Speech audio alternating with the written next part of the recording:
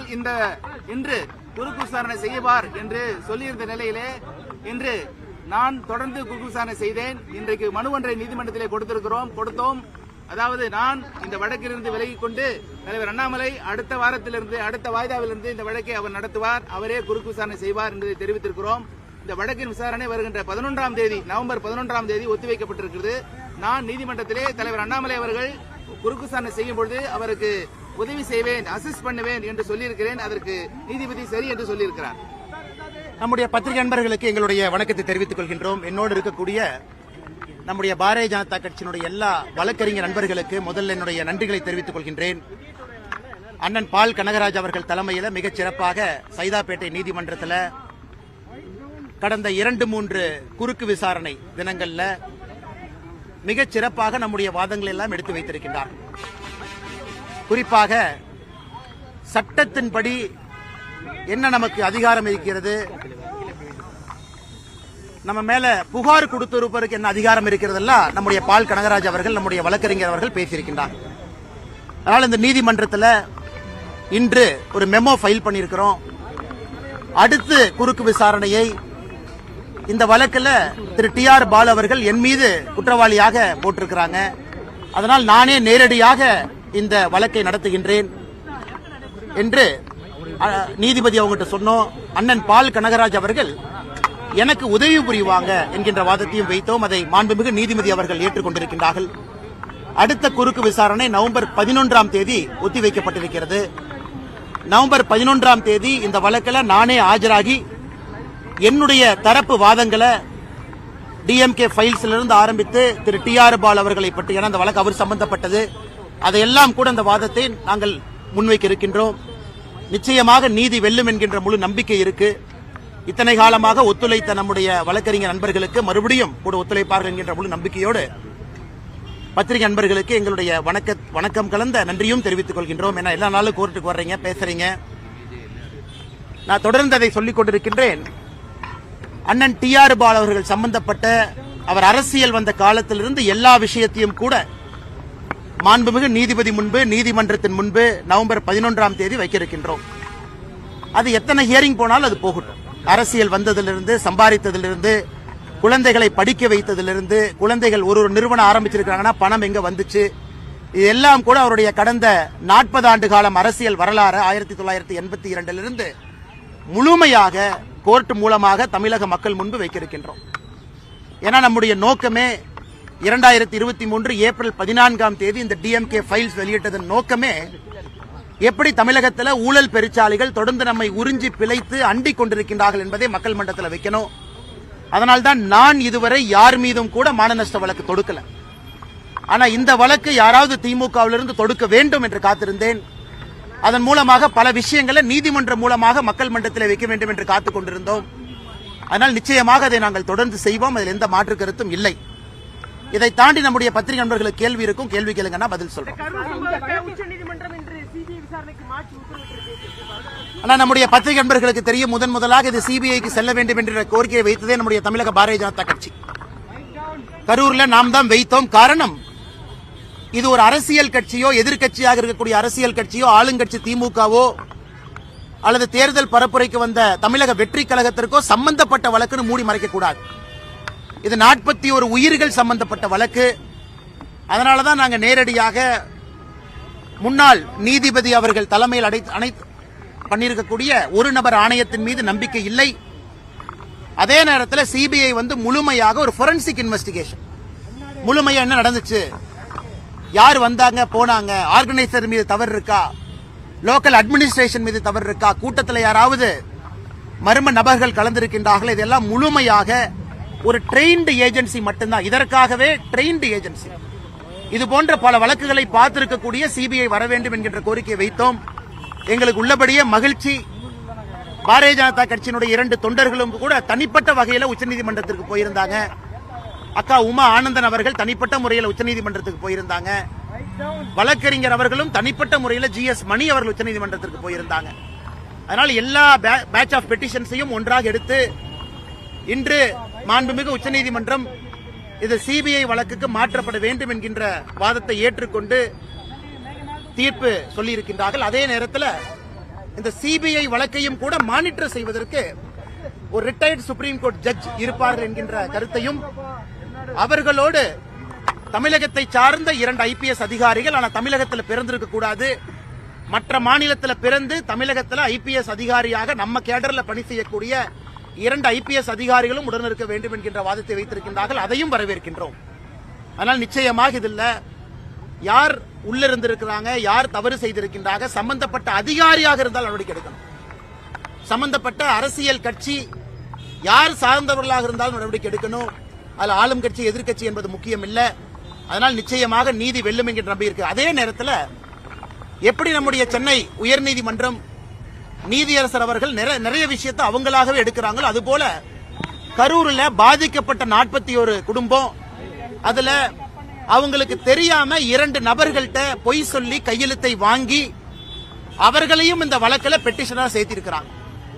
இன்னைக்கு அந்த சம்பந்தப்பட்ட 2 நபர்களும் கூட எங்களுடைய கையெழுத்தை பொய் சொல்லி வாங்கியிருக்கின்றார்கள் என்கின்ற வாதத்தை உச்சநீதிமன்றத்தினுடைய நீதியரசர் முன் வைத்திருக்கின்றார்கள். அதனால் சென்னை உயர்நீதிமன்றம் தாமாக முன்வந்து அந்த 2 நபர்கள்ட்ட யார் பொய் சொல்லி அவங்க கையெழுத்தை வாங்கினது, யார் அவர்களை தவறாக வழிநடத்தியது, ஏன்னா இதெல்லாம் ரொம்ப தப்பு. நீதிமன்றத்திற்கு எதிராக தவறான ஒரு முன்னுதாரணத்தை கையாண்டிருக்கின்றார்கள். அதையும் கூட சென்னை உயர்நீதிமன்றத்தினுடைய நீதியரசர்கள் தாமாக முன்வந்து விசாரிக்க வேண்டும், அதிலே சம்பந்தப்பட்டவர்கள் மீது நடவடிக்கை எடுக்க வேண்டும் என்கின்ற கோரிக்கையும் நம்முடைய மாண்புமிகு நீதியரசர்கள் முன்பு நாங்கள் வைக்கின்றோம்.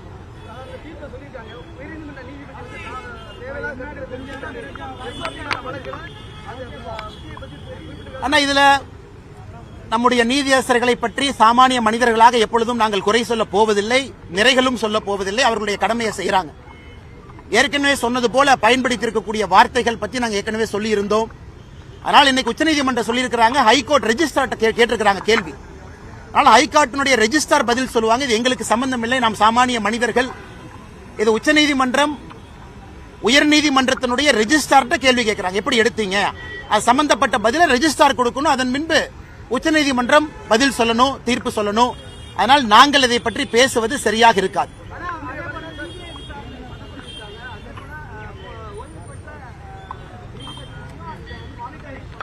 ஆனா அதைத்தாங்க நான் சொன்னேன், அதையும் வரவேற்கின்றோம். ஏன்னா இன்னைக்கு எல்லா தரப்பு கட்சிகளும் வைத்திருக்கக்கூடிய வாதங்களும் இந்த தீர்ப்புல வந்திருக்கு.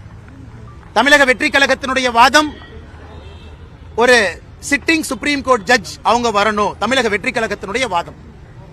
தமிழகத்திற்கு வந்த தேசிய ஜனநாயக கூட்டணியுடைய 8 எம்பிக்கள் அவர்களுடைய வாதம், சிட்டிங் சுப்ரீம் கோர்ட் ஜட்ஜ் இதை மானிட்டர் பண்ணணும். தமிழக பாரதிய ஜனதா கட்சியினுடைய வாதம், சென்ட்ரல் பியூரோ ஆஃப் இன்வெஸ்டிகேஷன் இந்த வழக்கு எடுத்து நடத்தணும். ஆனால் இன்று வந்திருக்கக்கூடிய தீர்ப்பு என்பது யாரெல்லாம் பெட்டிஷன் ஃபைல் பண்ணியிருக்கிறாங்களோ எல்லோரையும் சமாதானப்படுத்தும் விதமாக, அதே நேரத்தில் பேலன்ஸ் ஆஃப் ஜஸ்டிஸ், அந்த நீதி தராசு தட்டு சமமாக இருப்பதற்காக உச்சநீதிமன்றம் முயற்சி எடுத்திருக்கிறாங்க. சிபிஐ விசாரணை செய்யும், அதற்கு மேல ஒரு மாண்புமிகு உச்சநீதிமன்ற நீதியரசர், முன்னாள் நீதியரசர் இருப்பாங்க. அவர்களோடு தமிழகத்தில் பிறக்காத ஆனா தமிழகத்தில் பணி செய்யக்கூடிய டிஎன் கேடர் 2 ஐபிஎஸ் அதிகாரிகள் இருப்பார்கள் என்கின்ற பல விஷயத்தை சொல்லியிருக்கிறாங்க.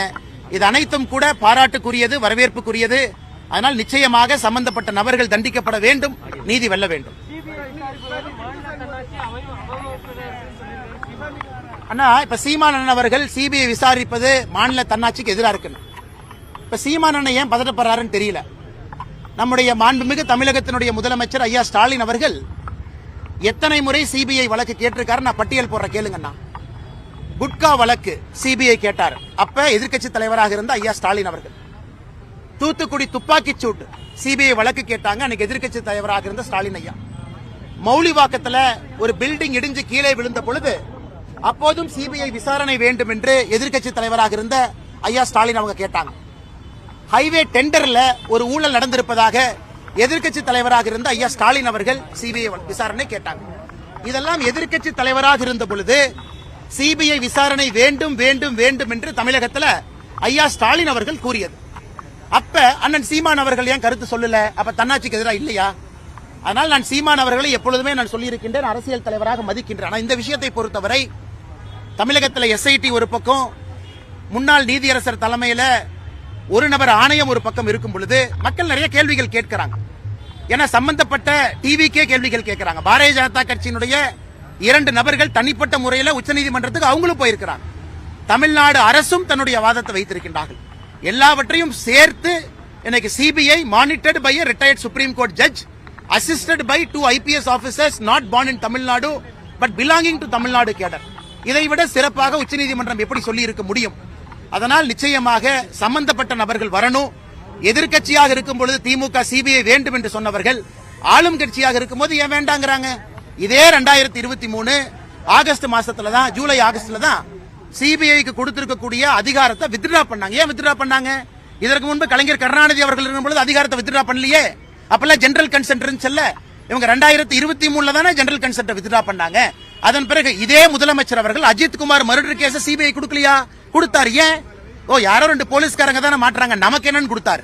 இதே முதலமைச்சர் அவர்கள் சிபிஐக்கு ஜெனரல் கன்சென்ட் வித்ட்ரா பண்ண பிறகு அஜித் குமாரனுடைய வழக்க சிபிஐ கொடுத்தாங்க. இப்ப இதுக்கு மாத்தி பேசுறாங்க. அப்ப அஜித் குமாருக்கு ஒரு நியாயம், கரூர்ல இருக்கக்கூடிய 41 குடும்பத்திற்கு ஒரு நியாயமா? எங்களை பொறுத்தவரை அஜித் குமார் சகோதரருக்கும் நியாயம் கிடைக்கணும், கரூர்ல பாதிக்கப்பட்ட 41 குடும்பத்துக்கும் நியாயம் கிடைக்கணும். அப்ப ஒருவருக்கு சிபிஐ, மற்றொருக்கு சிபிஐ இல்லைன்னா என்னங்க நியாயம்? அதனால் இதை அரசியல் செய்வது நாங்களா, தமிழகத்தினுடைய முதலமைச்சர் ஐயா ஸ்டாலின் அவர்களா? இதை பத்திரிகை மன்றம் மூலமாக மக்கள்கிட்ட வைக்கிறோம். மக்களுக்கு தெரியும் சிபிஐ வைத்து அரசியல் செய்வது திராவிட முன்னேற்ற கழகம், தமிழகத்தினுடைய முதலமைச்சர் ஐயா ஸ்டாலின் அவர்கள். ஒரு பக்கம் சிபிஐ வழக்கு கடைசி கேள்வி நேரடியா கரூர் சென்று அவங்க பாக்குறதுக்கு இது வரைக்கும் உண்மை அனுமதி வரல. அப்படி அனுமதி கேட்டு நாங்க இருக்கக்கூடிய மண்டபமோ ஹோட்டலையோ புக் பண்ணா காலையில பர்மிஷன் கொடுக்குறவங்க மாலையில கால் பண்ணி இல்ல கேன்சல் சொல்லிடுறாங்க. தாவேகா தரப்புல வந்து தொடர் குற்றச்சாட்டு முன் வைக்கிறாங்க. அண்ணா நீங்க ஒரு விஷயம், யாராவது மாதிரி அண்ணா ஒரு விஷயத்தை புரிஞ்சுக்கங்க. தமிழக கரூர்ல வருகின்ற இந்த மாதம் அக்டோபர் 17ஆம் தேதி தமிழக வெற்றி கழகம் சார்பாக அதனுடைய தலைவர் திரு விஜய் அவர்கள் கரூர் வருகின்றார்கள் என்று நிறைய திருமண மண்டபத்திற்கு அங்கே அனுமதி கடிதம் கொடுத்திருக்கின்றார். நம்முடைய கட்சியை சார்ந்த திருமண மண்டபத்தும் கொடுத்திருக்கிறாங்க. அந்த நபர் போன் பண்ணி கேட்டார், அண்ணே கொடுக்கலாமா வேண்டாமா? நாங்க சொன்ன, அண்ணே இங்க பாருங்க, இது கட்சிக்கு இதுக்கும் சம்பந்தம் இல்லை. நீங்க தனியா திருமண மண்டபம் நடத்துறீங்க, அத வாடகைக்கு கொடுக்குறீங்க, யார் வந்து கேட்கிறாங்களோ கொடுங்க. அதான் பாரதிய ஜனதா கட்சியை பொறுத்தவரை நிலைப்பாடு. அதனால் விஜய் அவர்களை பொறுத்தவரை யார வேணாலும் தனிப்பட்ட முறையில் அந்த கட்சி திருமண மண்டபத்தை கேட்கலாம், அங்க போலாம், மக்களை சந்திக்கலாம். இதுல காவல்துறை எங்க இருக்கு எனக்கு தெரியலங்கண்ணா. காவல்துறை எங்க வந்துச்சுன்னு எனக்கு புரியல. எதற்காக அவங்க அனுமதி கேட்கறாங்கன்னு எனக்கு தெரியல. விஜய் அவர்கள் போகும்போது காவல்துறை கூட்டம் கூடும் ஆன்டிசிபேட் பண்ணா செக்யூரிட்டி கொடுப்பது காவல்துறையினுடைய கடமை. விஜய் அவர்கள் போவது அவருடைய உரிமை. இதுல எனக்கு ரெண்டுமே புரியல. எதற்காக அனுமதி கேட்கறாங்கன்னு எனக்கு புரியல. காவல்துறை அவர்கள் எதற்காக இன்னைக்கு கொடுக்கறோம் நாளை கொடுக்கறாங்கன்னு சொல்றாங்கன்னு தெரியல. அதனால் நேரடியாக கரூர் சென்று பார்க்க வேண்டும் என்று நினைத்தால் பார்க்கட்டும். இதுல நாங்க எப்படி கருத்து சொல்றதுங்கண்ணா? நான் ஆங்கிலத்துக்கு பேசலாமாங்கண்ணா? ஐயா நான் எதுக்கு நான் சொல்லிட்டு இருந்தேன்னா, கூட்டத்தில் வந்து அன்னைக்கு ஒருத்தர் மைக் கொஞ்சம்